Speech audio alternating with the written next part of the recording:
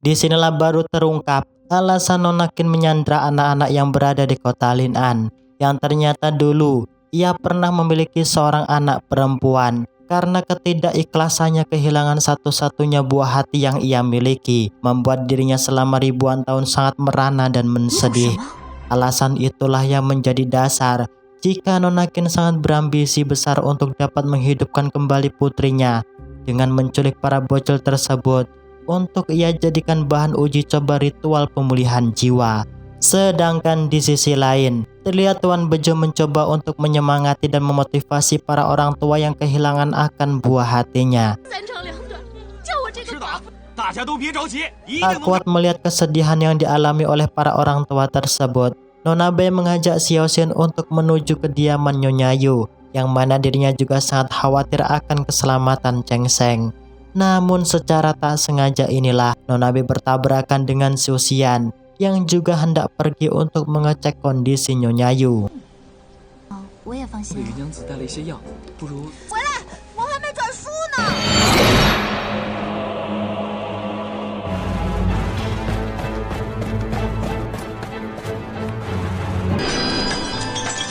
Sesampainya di dalam kediaman Mbok Yu, terlihat Xu Xian dan Nona Bai sangat terkejut melihat kondisi Mbok Yu yang lemas tak berdaya, sebab Chang Sheng anaknya juga diculik oleh si siluman lipan kegelapan tempo hari yang silam. Tak ingin melihat Mbok Yu berlarut dalam kesedihan, Nona Bai dan Xu Xian berjanji akan menemukan titik keberadaan Chang Sheng. Sadar jika kerabatnya dalam bahaya, Jing Song memutuskan untuk menemui Nona Bai Xu Xian di kota Lin'an. Mengerti jika musuhnya sangatlah kuat, Nona Bai memberikan mutiara milik Chang Sheng agar Jing Song dan siluman tupai yang lainnya dapat melacak keberadaan para anak kota Lin'an yang hilang. Karena tak ingin menyanyiakan kesempatan, lihat para siluman tupai Jing Song mulai melakukan pelacakan. Dan benar saja, di dalam markas, terlihat si siluman lipan kegelapan sedang melakukan persiapan untuk memulai ritual pemulihan jiwa. Tentu dengan ambisi yang sangat besar, Nona Bai Qin akan memanfaatkan energi bulan purnama untuk dapat membuka gerbang reinkarnasi yang bertujuan untuk dapat menghidupkan kembali sang buah hatinya. Mengerti akan rencana dan siasat si siluman lipan kegelapan tentu membuat Jing Song, Nona Bai, dan Xiao Xin semakin khawatir akan keselamatan Chang Sheng dan anak warga kota Lin'an yang lainnya. Di sini, mereka juga membuat rencana matang-matang agar dapat menghentikan ritual si siluman lipan kegelapan sebelum bulan purnama tiba. Sadar jika kekuatan spiritual mereka bukanlah tandingan si siluman lipan kegelapan, Nona Xiao Xin memberanikan diri untuk menemui biksu muda Fahai yang sedang melakukan meditasi di dalam kuil. Merasakan jika hadirnya hawa siluman tentu membuat sang biksu muda Fahai kehilangan akan konsentrasinya, yang seketika ia mengejar arah kaburnya Nona Xiao Xin. Ya, meskipun aksi Nona Xiao Xin amatlah membahayakan, namun ia tetap berjuang keras agar dapat membawa sang biksu muda Fahai di titik tempat persembunyian si siluman lipan kegelapan berada. Di waktu yang bersamaan pula, terlihat Tuan Bejo bersama pasukannya juga tiba di rumah bordir, tempat si siluman lipan menyandra para anak di kota Lin'an. Namun bukanlah hal yang sulit bagi Nona Bai Qin untuk melawan Tuan Bejo bersama pasukannya, yang untungnya dalam kondisi terdesak. Di saat Tuan Bejo hendak dibunuh, aksi Nona Bai Qin berhasil digagalkan oleh Nona Bai Xu Xian dan Jing Song yang baru sampai di sana. Mengerti akan kenyataan tersebut, Nona Bai Qin menggertak mereka agar tak ikut campur dalam urusannya, karena tetap mengkhawatirkan akan keselamatan Cheng Sheng dan anak yang lain. Nona Bai Xu Xian tetap memberanikan diri agar dapat menolong dan menyelamatkan anak-anak tersebut. Ya, karena berbeda tingkatan kultivasi, tentu Nona Bai dibuat tak berdaya melawan kehebatan Nona Bai Qin. Dari pertarungan yang sengit itulah, tanpa sengaja, senjata jarum yang dilesatkan si siluman lipan kegelapan menembus mengenai dada Cheng Sheng. Dengan melihat mutiara yang dibawa Nona Bai Xu Xian terjatuh, terlihat Bai Qin sangat terkejut, yang seketika ia menanyakan asal dari mana Beizuzhen mendapatkan mutiara tersebut. Dengan spontan, Beizuzhen menjawab jika batu mutiara yang dibawanya ialah milik Cheng Sheng. Mendengar akan kenyataan tersebut membuat Baikin si siluman lipan kegelapan sedikit ragu dan tak percaya jika Cheng Sheng ialah anak kandungnya yang telah dilahirkan kembali dalam wujud dan paras yang berbeda. Setelah mendengarkan ungkapan yang dikatakan Nona Beizuzhen, terlihat Baikin memutuskan untuk memulai ritual pemulihan jiwa dengan cara membuka portal gerbang reinkarnasi. Ya, tentu dengan cara itulah Nona Baikin akan tetap berjuang keras agar ia dapat kembali menghidupkan anaknya, meskipun Cheng Sheng nantinya akan terlahir kembali dengan jiwa yang baru. Merasa sangat bersalah karena tak bisa menjaga anaknya dengan baik, Nona Baikin yang tak ingin jiwa anaknya menghilang dan tak lagi bisa bereinkarnasi lahir sebagai jiwa yang baru. Akhirnya ia mengorbankan jiwa inti kekuatan silumannya untuk dapat menyatukan jiwa Cheng Sheng kembali. Begitu halnya dengan Nona Beizuzhen dan Jing Song, yang mana mereka juga berjuang sekuat tenaga agar dapat kembali menyatukan jiwa Cheng Sheng yang terpecah berhamburan di sana.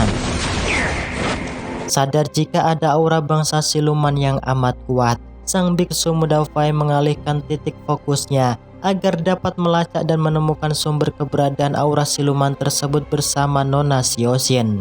Ya, karena dirasuki oleh si iblis lipan kegelapan itulah terlihat Nona Baikin menyerang Nona Beizuzhen dengan membabi buta, yang untungnya hal tersebut dapat dicegah sang biksu muda Fai dengan tongkat pusaka sakti miliknya. Dengan keluarnya iblis lipan kegelapan yang berada di dalam tubuh Nona Baikin, sang biksu muda Fahai juga berjuang mengerahkan segala kemampuannya untuk dapat menangkap si iblis tersebut. Sedangkan Nona Beizuzhen dan Jing Song juga sedemikian, yang mana mereka melanjutkan misinya untuk dapat menyatukan jiwa Cheng Sheng yang masih terpecah. Namun perjuangan tak cukup sampai di situ, yang mana Nona Beizuzhen harus kembali membantu jiwa Cheng Sheng agar dapat melewati jembatan reinkarnasi yang berada di sana. Tentu hal itu sangat membahayakan bagi keselamatan Nona Bai, sebab jembatan reinkarnasi tersebut sifatnya dapat membinasakan semua makhluk hidup, yang pada intinya hal itu sama dengan Nona Beizuzhen melakukan bunuh diri demi menghantarkan jiwa Cheng Sheng yang baru. Si siluman lipan kegelapan yang mengalami desakan melawan kehebatan sang biksu muda Fahai. Akhirnya ia memilih untuk meledakkan diri agar dapat mati bersama mereka. Yang untungnya dengan sigap, sang biksu muda Fahai dapat menggunakan mangkok sakti miliknya untuk melindungi diri. Dan benar saja seusai menghantarkan jiwa Cheng Sheng di jembatan reinkarnasi, terlihat Nona Beizuzhen terseret oleh pohon suci yang berada di sana. Jing Song yang tak ingin kehilangan teman masa kecilnya, ia juga berusaha untuk menolong Nona Bai. Sadar jika kerabatnya dalam bahaya, Nona Xiaoxian juga ikut parti menyelamatkan mereka. Namun aksi yang dilakukan Nona Xiaoxian samalah nihil, yang membuat mereka bertiga kewalahan dan tak kuat lagi untuk menahan lebih lama. Dengan penuh kebimbangan inilah awalnya sang biksu muda Fahai tak memiliki niat untuk menolong mereka, yang mana ia tetap beranggapan bahwa siluman tetap akan membahayakan keselamatan manusia di dunia fana. Namun seketika dirinya tersadarkan akan perkataan dan wasiat dari gurunya untuk tak keras kepala dan berprasangka buruk pada bangsa siluman, jika siluman tersebut memiliki hati mulia. Atas dasar itulah akhirnya sang biksu muda Fai memutuskan untuk menolong dan membantu mereka agar tak terseret masuk ke dalam pohon reinkarnasi. Sesampainya di alam dunia fana, sang biksu memperingatkan Nona Xiaoxian dan yang lain untuk tak membuat kegaduhan di alam dunia fana. Jika hal itu ia langgar, maka dirinya tak akan segan-segan untuk menghukum dan membunuh mereka semua. Singkat cerita, keesokan harinya terlihat suasana kota Lin'an kembali damai dan tentram, yang di waktu bersamaan itulah nampak jika Mbok Yu hendak melakukan bunuh diri karena ia tak kuat kehilangan Cheng Sheng sang buah hatinya. Tak ingin melihat kesedihan Bo Yu semakin berlarut, Nona Bai dan Xiaoxin juga datang untuk memberi kabar baik pada mereka jika Bo Yu saat ini telah hamil, yang mana bayi yang dikandung Bo Yu tak lain dan tak bukan ialah reinkarnasi dari jiwa Cheng Sheng yang terlahir kembali. Untuk membuktikan jika perkataan Nona Bai tidaklah bohong, Susian mencoba mengecek urat nadim Bo Yu agar terbukti hamil atau tidaknya. Dan benar saja, di sini Susian dibuat kagum akan perkataan Nona Bai Zuzhen yang tak pernah meleset sedikit pun. Singkat cerita, keesokan harinya terlihat hubungan Nona Bai Zuzhen dan Susian semakin dekat, yang ternyata mereka memiliki perasaan sama, yang tak lain ialah jatuh cinta. Bahkan di saat berada di dalam rumah terlihat mereka semakin romantis dan merasa nyaman satu sama lain. Meskipun hal sedemikian, Susian belum mengetahui sosok jati diri Nona Bai Zuzhen yang sebenarnya. Begitu halnya dengan Nona Bai, yang mana dirinya masih menyembunyikan identitas aslinya sebagai seorang siluman. Sedangkan di sisi lain, di saat Tuan Bejo merayakan pesta kecil-kecilan bersama para anggotanya, tiba-tiba mereka dikejutkan akan kematian salah satu warga kota yang jasadnya dalam kondisi mengering tanpa meninggalkan bekas luka. Disinilah Tuan Bejo merasa bingung dengan hal yang usai terjadi. Dugaannya pun kuat jika yang membunuh orang tersebut ialah Genderuwo. Sadar jika adanya siluman kuat beraura jahat muncul di kota Lin'an, sang biksu muda Fahim mencoba untuk melakukan pelacakan. Di waktu yang bersamaan inilah dirinya bertemu dengan Tuan Bejo yang sedang berusaha melacak akan keberadaan siluman yang berada di kota Lin'an. Sang biksu muda Fahim yang tak ingin terjadi hal buruk pada Tuan Bejo, ia sengaja memberikan sebuah pusaka, yang mana pusaka tersebut dapat mampu mengusir bahkan membunuh para bangsa siluman jahat yang membahayakan. Dan benar saja, tak berselang lama dari kepergian sang biksu muda Fahai, terlihat dengan seketika pusaka tersebut melesat menghajar si siluman rubah putih ekor 9 yang hendak membunuh Tuan Bejo. Si siluman rubah ekor 9 yang kewalahan melawan kehebatan pusaka tersebut, ia memilih untuk menggunakan cara lain agar dapat dengan mudah membunuh satu persatu warga kota Lin'an. Ya, di sini si siluman rubah ekor 9 merubah parasnya menjadi Susian. Dengan ide licik itulah ia memanfaatkan Nona Ryue untuk menciptakan perselisihan internal antar mereka.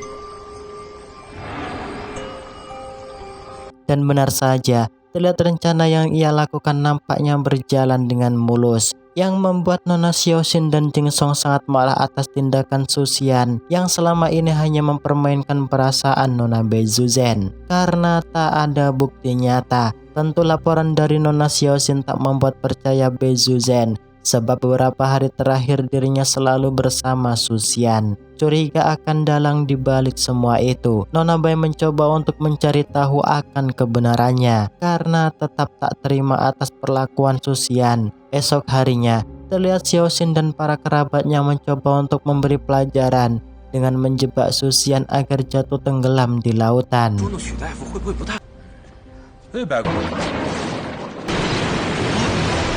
Dalam keadaan hampir tewas itulah, untungnya Nona Bai Zuzhen datang tepat waktu menyelamatkan Susian.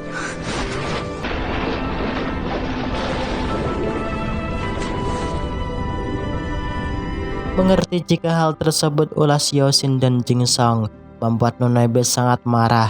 Di sini Nona Bai menyuruh mereka untuk pergi agar tak lagi mengganggu dirinya kembali. Merasa cemburu melihat hubungan Nona Bai dan Susian semakin dekat, Jing Song yang dari awal ternyata menaruh perasaan cinta pada Nona Bai, ia sengaja berkongsi bekerja sama dengan si siluman rubah ekor 9 dengan menyuruhnya untuk dapat membunuh Susian. Tak hanya itu, Jing Song juga memperingatkan si siluman rubah untuk tak macam-macam bertindak ceroboh mencelakai Nona Bai.